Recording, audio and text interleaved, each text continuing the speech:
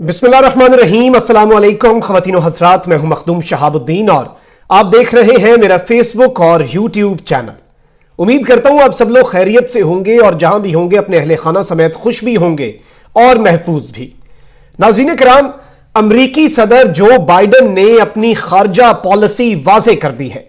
यह जो बयान और एक स्टेटमेंट अमरीकी सदर की जानिब से दी गई है, इसका पूरी दुनिया को इंतजार था। इसमें तमाम तर ममालिक के मुतल्लिक अमरीका क्या पॉलिसी रखने वाला है और आने वाले 4 साल किस तरह के होने वाले हैं इंटरनेशनली, उसके मुतल्लिक सब कुछ वाजे हो गया है। लेकिन इसमें एक चीज वाजे नहीं हो सकी और जिसने सऊदी अरब और सऊदी अरब के वली अहद मोहम्मद बिन सलमान को भी कंफ्यूजन में मुब्तला करके रखा होगा, वो है बाइडन की सऊदी अरब के हवाले से पॉलिसी। क्योंकि बाइडन ने सऊदी अरब के हवाले से जो बयान दिया है उसमें एक बहुत बड़ी डबल गेम की गई है। यह डबल गेम या फिर यह पॉलिसी सऊदी अरब के लिए तो अच्छी हो सकती है बतौर मुल्क, लेकिन बतौर एक सरबराह मुमलिकत या फिर वहां पर आइंदा आने वाले फरमा रवा के मोहम्मद बिन सलमान के लिए यह जो पॉलिसी है इसमें कोई रिलीफ नजर नहीं आ रहा। यह क्या कुछ है, किस तरह से पूरी दुनिया की अब पॉलिटिक्स चेंज होने वाली है और जो बाइडन की जो पॉलिसी है उसका मतलब क्या है, उसे किस तरह से समझा जा सकता है और सऊदी अरब के अंदर किस तरह से एक बड़ी तब्दीली लाने की तैयारी जो है वो शुरू कर दी गई है। यह सब कुछ इंशाल्लाह आज की इस वीडियो में तफसील से आपके सामने रखा जाएगा। लेकिन उससे पहले अगर अभी तक आपने चैनल को सब्सक्राइब नहीं किया तो सब्सक्राइब भी कर लें और घंटी के निशान को भी दबा दें ताकि आने वाली तमाम तर वीडियोस आप तक पहुंचती रहें। नाज़रीन किराम, जो बाइडन की तरफ से सिफारतकारों से ये जो खिताब किया गया है स्टेट डिपार्टमेंट का ऑफिशियल विजिट के ऊपर, the first official visit of state department या फिर आप वजारत खारजा कह लें, उसमें जो बाइडन ने जो स्टेटमेंट्स दी उनके अंदर इस पूरी स्टेटमेंट को एक मेजर डेवलपमेंट कहा जा रहा है और पूरी दुनिया के जो फॉरेन रिलेशंस को समझने वाले और उन पर नजर रखने वाले एक्सपर्ट्स हैं वो भी सर पकड़ कर बैठ गए हैं। क्योंकि एक चीज मैं आपको बता दूं, इस पूरी जो मेजर डेवलपमेंट और स्टेटमेंट है उसकी जो सबसे बड़ी हेडलाइन है, मैं समझता हूं, या फिर आप ये कह लें कि जो उससे बेहतरीन किस्म का टेक अवे है, एक लाइन में अगर मैं आपको बताऊं तो वो जो बाइडन ने कहा है कि US is back, diplomacy is back, यानी कि अब अमेरिका वापस आ चुका है और 4 साल जो है उन्हें बीच में से मुकम्मल तौर पर एक्सक्लूड कर दिया जाए, उन्हें भूल जाएं आप सब लोग। अब फॉरेन पॉलिसी के खद्दो खाल जो है अमेरिका के वो बहुत ज्यादा वाजे हो गए हैं और इस स्टेटमेंट के अंदर उन्होंने रशिया जो है उसे अपना पहला टारगेट चुना है। रूस के मुतल्लिक जो स्टेटमेंट दी है, इंतहाई खतरनाक स्टेटमेंट और इंतहाई एग्रेसिव स्टेटमेंट, जिस पर रूसी सदर व्लादिमीर पुतिन जो है, उनके स्पोक्समैन जो हैं, उनकी तरफ से भी एक बयान जारी किया गया है और उन्होंने इस पूरे जो बाइडन की स्टेटमेंट को मुज़हिका खेज करार दिया और कहा गया है कि यह में लेक्चर देने की कोशिश है। लेकिन जो बाइडन ने रशिया जो है उसके मुतल्लिक चीजें बड़ी वाजे कर दी हैं और रूस को अपना पहला टारगेट, और उसकी काफी इंपॉर्टेंट वजूहात हैं कि आपको याद होगा कि जब हिलरी क्लिंटन हारी थी डोनाल्ड ट्रंप से, उस वक्त से जो बाइडन की पार्टी जो है उसका यह कहना था कि रूस इसमें इन्वॉल्व है। डोनाल्ड ट्रंप इस चीज को इसकी तरदीद करते रहे, लेकिन ऑब्वियसली उन्हें अभी तक वो जख्म भी ताजा है। इसके अलावा जो बाइडन को यह भी मसला है कि रिपोर्ट आई सामने कि अफगानिस्तान में अमरीकी फौजियों को मरवाने के लिए रूस जो है वो उनके सर का इनाम रखता है और तालिबान को पैसे देता है। तो इस तरह की काफी चीजें हैं जिनके ऊपर अब जो बाइडन एक्शन लेगा और बदला लेने का सोच रहा है और पहला टारगेट उसका रशिया है। चाइना जो है उसके लिए भी कोई रिलीफ नहीं है। आप ये समझें कि चाइना को वो भूल जाएगा। ये इसकी पॉलिसी वही होने वाली है कि हम इंसानी हुकूक की जहां जहां खिलाफ वर्जियां हो रही हैं उनका जिक्र बार बार करके अगले मुल्क को कमजोर करें और उसे टारगेट करें। तो ये जो गैर मुस्लिम्स का जो इशू है चाइना के अंदर और उनके मुतालिक जो रिपोर्ट्स आती हैं, उस चीज के जरिए जो बाइडन चाइना के ऊपर भी प्रेशर अपना बरकरार रहेगा। लेकिन सबसे बड़ा सवाल यह था जिस पर सबकी नजरें थीं, ये तो कोई इसमें वो बड़ी बात नहीं है क्योंकि पहले ट्रंप की भी एंटी चाइना और एंटी रशिया पॉलिसी थी, बस मसला यह था कि उसकी पहली तवज्जो चाइना था, बाइडन की पहली तवज्जो रशिया है। इसका यह मतलब तो नहीं कि वो उससे दोस्ती कर रहे हैं।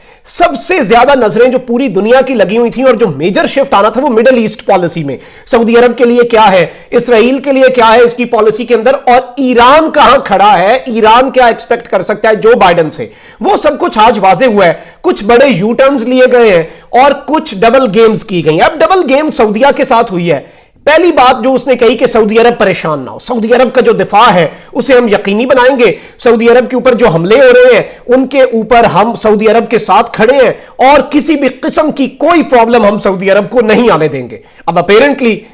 ये जो स्टेटमेंट है ये एक इंतहाई खुशखबर स्टेटमेंट है, ये ईरान को भी एक टफ टाइम देने की तरफ इशारा हो सकता है, लेकिन इस स्टेटमेंट का सऊदी अरब की वजारत खारजा भी खैर मकदम कर चुकी। लेकिन इस सब के अंदर जो उसने हौसियों के मुतालिक बात कही कि एक तो हम यमन जंग में सऊदी अरब का सपोर्ट खत्म करेंगे और हम सऊदी अरब को सिर्फ और सिर्फ तब सपोर्ट करेंगे अगर वो वहां पर जंग बंदी करता है, यानी उस जंग से निकलने की कोशिश करता है। यानी सपोर्ट का ऐलान तो कर दिया, लेकिन सपोर्ट किस चीज पर करेंगे वो बड़ी कॉम्प्लिकेटेड है और वो सऊदी अरब को भी समझने में बड़ा वक्त लगा। उन्होंने इसके ऊपर पहले इसका खैर मकदम तो कर लिया, लेकिन अब वो इसके ऊपर बड़ा ही फंस चुके हैं, क्योंकि वो ये तो कह नहीं सकते कि हम मजीद जंग मुसल्लत करना चाहते हैं, हमारा साथ दो। सऊदी अरब का तो पहले दिन से ही है, लेकिन बाइडन ने उस जंग से निकलने का जरूर ऐलान कर दिया और कहा गया कि हम जंग बंदी में फैसिलिटेट करेंगे, हम जंग बंदी में सऊदी अरब के साथ खड़े हैं, जंग में नहीं। जिस तरह पाकिस्तान का भी एक मौकफ था आज से कुछ साल पहले कि हमने यमन जंग में दाखिल नहीं होना, अमेरिका ने भी आज उसे रियलाइज कर लिया है। इसके साथ ही साथ जो बाइडन ईरान के मामले पर कुछ नहीं बोला, ईरान के मुतल्लिक कुछ ज्यादा नहीं कहा गया और ईरान के ऊपर उसने एक बड़ी नॉर्मल सी पॉलिसी रखी है कि जितना बोलेगा उतना मामला खराब होगा या फिर उतना प्रेशर बढ़ेगा अगर वो ईरान के हक में कुछ बोलता है, वहां से ईरान कुछ कर देता है, इसकी पॉपुलैरिटी गिरेगी, ईरान वहां से हाथ बढ़ाता है और ये ईरान के ऊपर पूरे खिलाफ कोई बयान दे देता है। तो इसने ईरान के मुतालिक एक बड़ी ही नॉर्मल पॉलिसी रखी है। लेकिन मैं आपको यह बताऊं कि अब होने क्या जा रहा है इस पूरी सिचुएशन में। अब मोहम्मद बिन सलमान जो सऊदी अरब के वली अहद हैं और मोहम्मद बिन जैद जो कि यूएई मुत्तहिदा अरब अमारात के वली अहद हैं, ये किसी से ढकी छुपी बात नहीं है कि ये लोग चाहते थे कि डोनाल्ड ट्रंप जीते और किसी भी सूरत जो बाइडन ना आए, क्योंकि डोनाल्ड ट्रंप ने तो इन्हें यहां पर एक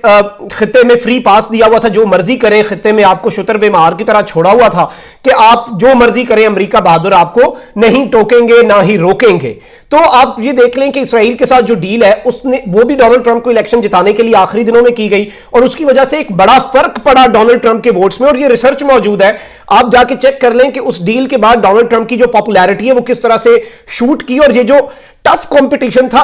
ये टफ कंपटीशन हुआ ही तब, यानी जो डोनाल्ड ट्रंप ने काफी मार्जिन से हारना था, लेकिन जो बाइडन को टफ टाइम देने के पीछे सऊदी अरब और यूएई थे, यानी कि उन्होंने इसराइलियों के और यहूदियों के दिल जीत लिए और ऑब्वियसली एक सेंटिमेंट और पूरी लॉबी है वहां पर। लेकिन जैसे ही बाइडन जीता तो सऊदी अरब को भी यह चीज रियलाइज होगी और सऊदी अरब ने अच्छा पत्ता फेंका बतौर मुल्क। सऊदी अरब के लिए अब बाइडन ने बड़ा अच्छा बयान भी दिया है और बतौर एज अ कंट्री में मोहम्मद बिन सलमान पे आएंगे कि कैसे सऊदी अरब के अंदर मोहम्मद बिन सलमान को टफ टाइम मिलने वाला है और उनके इख्तिदार का सूरज जो है वो भी बहुत जल्द गुरूब हो सकता है इस एडमिनिस्ट्रेशन में। आप देखें कि जैसे ही बाइडन जीता, सऊदी अरब ने अपना वजीर खारजा जो है वो रशिया भेज दिया। दूसरा उन्होंने क्या किया, तुर्की के साथ ताल्लुकात बहाल करने की कोशिशें शुरू कर दी, तुर्की के साथ अपने ताल्लुकात को ठीक करने की कोशिश कर दी, कतर के साथ अपने ताल्लुकात ठीक किए और चाइना से रवाबित बढ़ा लिए। अब ये एक साइलेंट मैसेज था जो बाइडन एडमिनिस्ट्रेशन के लिए कि भाई हमें छोड़ोगे, हमारा हाथ जो थामा हुआ है अगर उसे छोड़ दिया तो ये हाथ थामने वाले और बहुत से मुल्क मौजूद हैं जो कि सऊदी अरब की मोहब्बत में नहीं लेकिन अमेरिका की दुश्मनी में या फिर अमेरिका की मुखालफत में सऊदी अरब का साथ देने के लिए तैयार बैठे हैं और उसमें रशिया और चाइना सरे फहरिस्त हैं। तो इसलिए बाइडन ने सऊदी अरब को तसल्ली दी है, सऊदी अरब को थोड़ा सा उसने थपकी दी है कि आपको कुछ नहीं होने देंगे, लेकिन उसने साथ ही साथ उन्हें यमन जंग के मामले पर उनका पूरे का पूरा केस तबाह बर्बाद कर दिया सऊदी अरब का। अब मोहम्मद बिन सलमान जो है उनके साथ होगा क्या? मोहम्मद बिन सलमान के साथ एक तो इंसानी हुकूक की जो खिलाफ वर्जियां हैं उस पर, दूसरा जमाल खशोगी का जो केस है उस पर, और तीसरा जो अमेरिकी अदालतों में मोहम्मद बिन सलमान मतलूब है, इन तीनों इश्यूज के ऊपर मोहम्मद बिन सलमान पे बढ़ेगा प्रेशर। और अमेरिका में अगर वो हो जाता है इश्तिहारी तो उसके इख्तिदार का जो सूरज है वो तलू होने से पहले ही गरूब हो जाएगा। और आपको मैं एक और चीज बताऊं, इसके मुतालिक बहुत सी रिपोर्ट्स मौजूद हैं कि जो मोहम्मद बिन नाइफ इसके चचा थे, मोहम्मद बिन सलमान के जो पिछले वली अहद थे, जो कि अमेरिका के इंटेलिजेंस, जो कि सऊदी अरब के इंटेलिजेंस चीफ भी रहे और बड़े अहम ओहदों पर रहे हैं, असल में सऊदी अरब अमेरिका जो है वो अभी भी यही चाहता है, अमेरिकी इंटेलिजेंस की बात हो रही है जो कि हमेशा कांस्टेंट रहती है, कोई भी सदर आए जाए, और बाइडन अब उसी इंटेलिजेंस की पॉलिसी को लेकर आगे चल रहा है, बड़ा वाज़ेह हो चुका है। वो मोहम्मद बिन नाइफ को वापस चाहते हैं। सऊदी अरब के अंदर जब मोहम्मद बिन सलमान पे अमेरिका ज्यादा आवाज उठाएगा, यानी बतौर मुल्क नहीं बतौर वली अहद और बतौर प्रिंस मोहम्मद बिन सलमान को टफ टाइम दिया जाएगा, तो ये सब कुछ जो है ये चीजें मोहम्मद बिन सलमान के लिए काफी प्रॉब्लमैटिक होंगी और प्रॉब्लम्स क्रिएट करेंगी, और मोहम्मद बिन नाइफ या फिर कोई और अमेरिका के जो सिंपैथाइजर हैं, जो कि अमेरिका की पॉलिसी के साथ बिल्कुल मुताबिकत रखते हैं, ऐसे किसी शख्स को सामने लाने की कोशिश की जाएगी ताकि अगला वली अहद जो है वो तब्दील हो जाए। क्योंकि वली अहद एक तो बगावत के जरिए भी हो सकता है, लेकिन अगर मामलात ही ऐसे हो जाए कि पूरी सऊदी इंटेलिजेंस और सऊदी अरब की एस्टैब्लिशमेंट ये समझे कि मोहम्मद बिन सलमान इंतहाई नुकसानदेह साबित हो सकता है, तब भी ये लोग कुछ ज्यादा नहीं कर सकेंगे। मोहम्मद बिन सलमान नोज द डेंजर, वो इस पूरे प्रॉब्लम से बड़े वाकिफ है और उन्होंने ये पूरा पत्ता फेंका और इस गर्दाब में से सऊदी अरब को तो निकाल लिया, लेकिन खुद को नहीं निकाल पा रहे, जो कि नामुमकिन ही लग रहा है, क्योंकि बाइडेन उन्हें टफ टाइम जरूर देगा। जैसे मैंने आपको बताया, चाइना के ऊपर ये गैर मुस्लिम वाले केस पे